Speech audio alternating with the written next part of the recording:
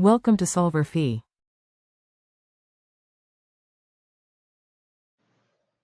So in this question, we're given a brake drum, E, and a bar. And we're given the following values. We're given that the radius of the brake drum is 8 inches.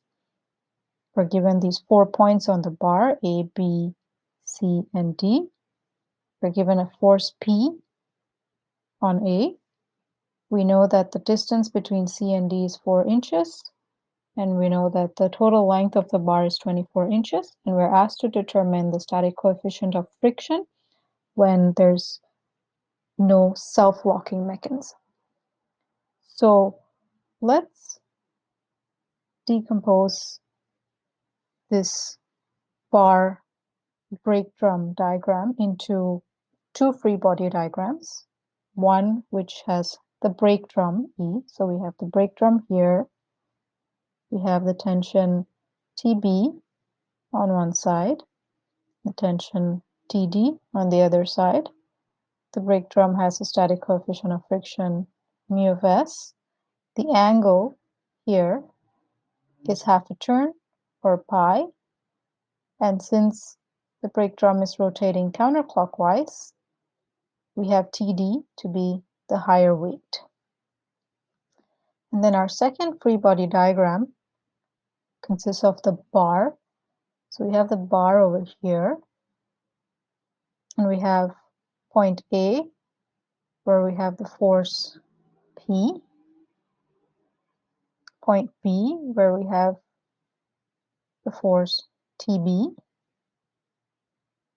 Point D, where we have the force TD. And C, which is where the moments are happening. And we know the distance between C and D is 4 inches. Since we know the distance between B and D, which is this distance here, is 8 times 2, that's 16 inches. We therefore know the distance between B and C is 12 inches. We also know that since there's no self-locking, we can set P to be 0 because there's no self-locking mechanism applied. So we have the first free body diagram of the brake drum and the second free body diagram of the bar. And we're going to use both of these to solve for mu of s. So let's write our equations. So our first equation is the impending slip equation. So we have TD over TB is equal to E to the pi mu of s. That gives us TD to be equals to TB E to the pi mu of s. And that's our first equation. For our second equation, we look at the moments about C for this bar. So we say the sum of the moments is in equilibrium, and we get TB times the distance, 12 inches, minus TD times the distance from C, which is 4 inches, is equal to 0. And that's our second equation. So we substitute the value from the first equation into the second equation.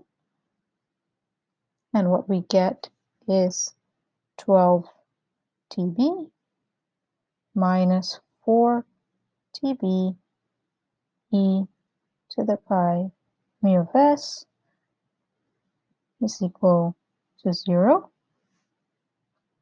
So we have 12 TB is equal to 4 TB e to the pi mu of s.